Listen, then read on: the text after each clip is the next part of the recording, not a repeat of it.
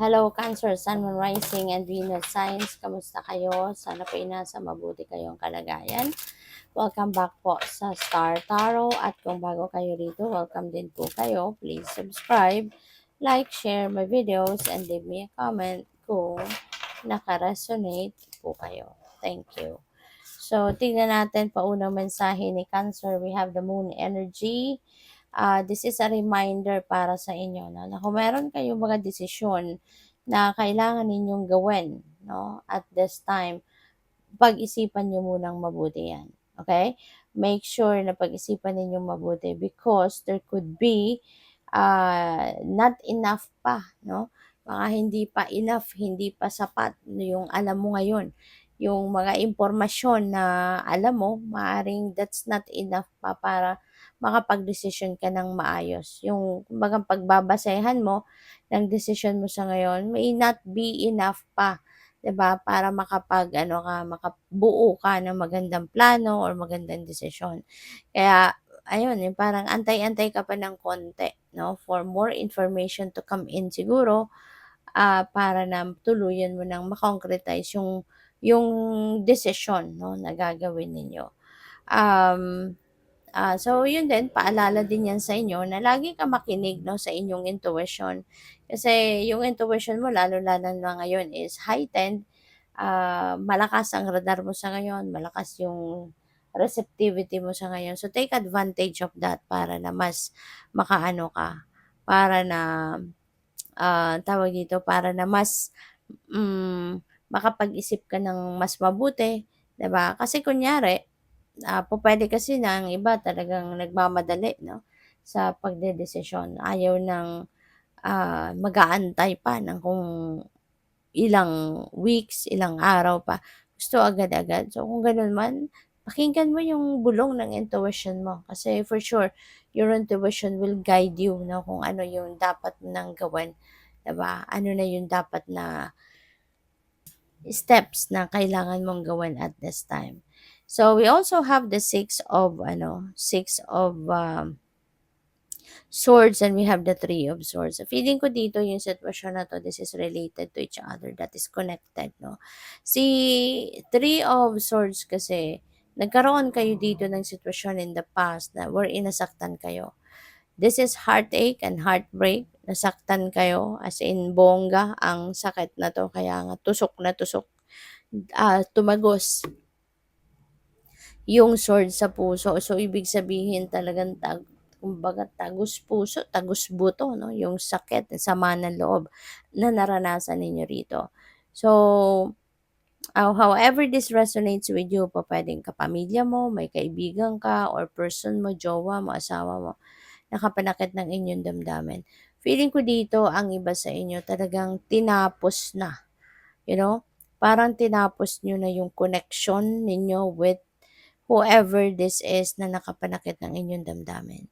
Kaya nga magmo-move on na kayo with the Six of Swords. Parang you're going to move on from this heartache and from this heartbreak kasi hirap ka na nga dyan na it's very difficult, no, situation para sa kaya ang mas naiisip siguro ng iba dito sa inyo, move on na from that, hayaan mo na yung taong yan, ano, bahala na siya sa buhay niya, kumbaga parang wala ka ng ano, hindi mo na iisipin siya, no? Parang iiwanan mo na yung sitwasyon na 'to. Parang kung kunyari, kung relationship ito, pupuwedeng tuluyan ka ng makikipaghiwalay sa taong ito, no? Parang gano'n.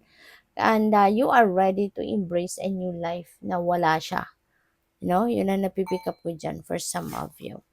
So, tignan natin kung ano pa ang ganap. And by the way, maraming salamat muna for subscribing. And if you haven't subscribed yet, subscribe na kayo. And also, maraming salamat din for not skipping the ads.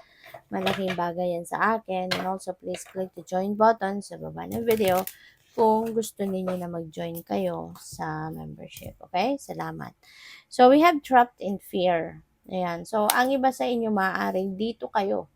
You know, you were here in this situation siguro months ago. Feeling ko this is related pa rin dito, no, sa dalawang ito. At ngayon, aalis ka na at kakawala ka na sa sitwasyon na ito, 'no? Kasi dati siguro natatakot ka na na kapag hiniwalayan ko siya, 'di ba, papaano na ako, mga gano'n. Ano na mangyayari sa amin, ano mangyayari sa akin. So, 'yun, maaaring kaya ka nagtiis, 'no, pupuwede na kaya ka nagtiis na nagtiis sa ganiyang sitwasyon because of fear, 'di ba, na, what's going to happen sa between the two of you or ano mangyayari sa'yo, ano mangyayari sa mga anak mo, mga ganiyan siguro, 'no?